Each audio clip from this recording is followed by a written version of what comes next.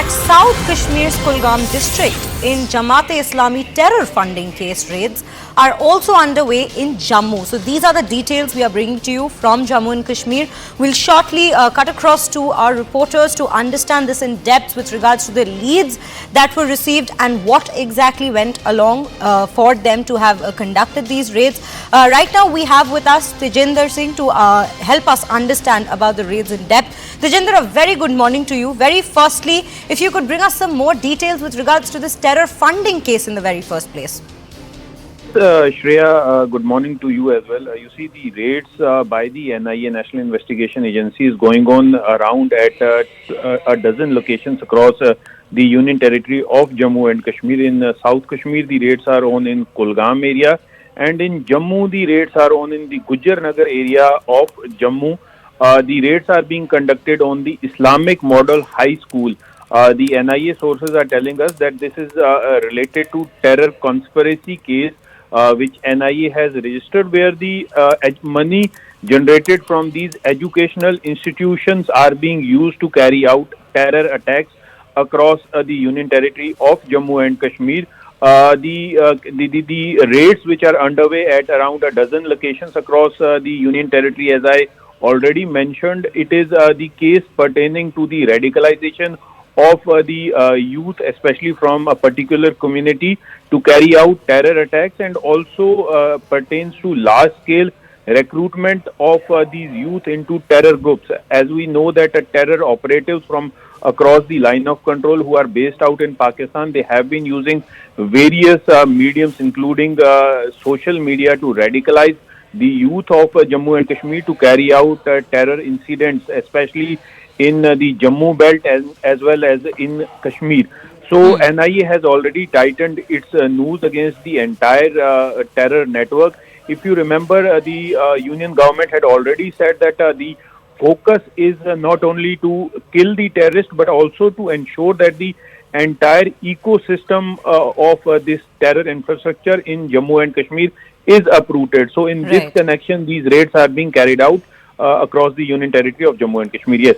Right, Tejinder. Tejinder, do stay with us. Right now, we also have Ishan Wani joining us on this broadcast to bring us more details. Ishan, a very good morning to you. Well, very firstly, as Tejinder was mentioning, these raids are taking place across more than a dozen locations. If you could take us through if any details has come out with regards to the people who are being raided, any names that have come to the fore so far? Some of them have been linked to the banned Jamaat-e-Islami in Jammu and Kashmir, where already multiple raids have been carried out in the past by the National Investigation Agency and also the SIA. It has been under radar for quite a while, and they have been alleged of radicalizing youth and then also channelizing funding to carry out militancy activities in Jammu and Kashmir. And as part of that, there are multiple raids taking place in multiple locations. There is one raid which is going on in Srinagar as well. And then there is two raids that are taking place in Kulgam. We're also told by sources that other locations are also being raided. We've seen this multi-agency approach by the government to ensure that this entire what is called as an ecosystem is uprooted, and to ensure that while there is a direct combat between security force and militants, at the same time in the background there are raids being carried out on those elements or those people who are alleged to have had an association or are still harboring, providing support, or in any way channeling funds to carry out these activities. So yes, it's a multi-channel, multi-agency approach where multiple things are being deployed and implied on the ground to ensure that the militancy is uprooted, and that is something which we see from the ground. The government of India has been very keen on working, and already we have heard that a deadline has been set for this, which is 2025, to ensure that these activities come to an end and the valley remains peaceful, after 2025. Right, Ishan. Ishan, also, as we speak of these steps that's being taken or these operations that are being conducted to ensure that these raids take place at these terrorist houses, where so far, what all, if you could give us some more context to what all raids have taken place in the past with regards to the this banned terrorist organization in particular that we are speaking of?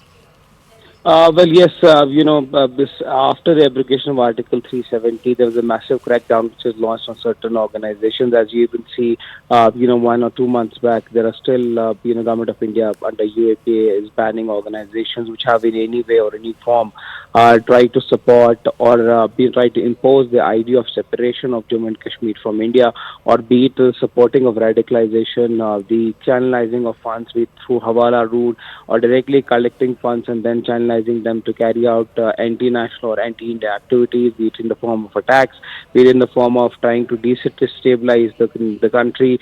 And that is where the priority has been, be it the Jamaat-e-Islami, be it the Tehreek-e-Hurriyat, be it the JKLF, or any other organizations. There is a strong approach that the government has adopted and strong posturing that all those organizations which have had a past and then they have been trying to indulge in anti activities, or their activists, they have been arrested, booked, and then under UAP relevant action have been also carried out on these organizations. Their offices have been sealed as well.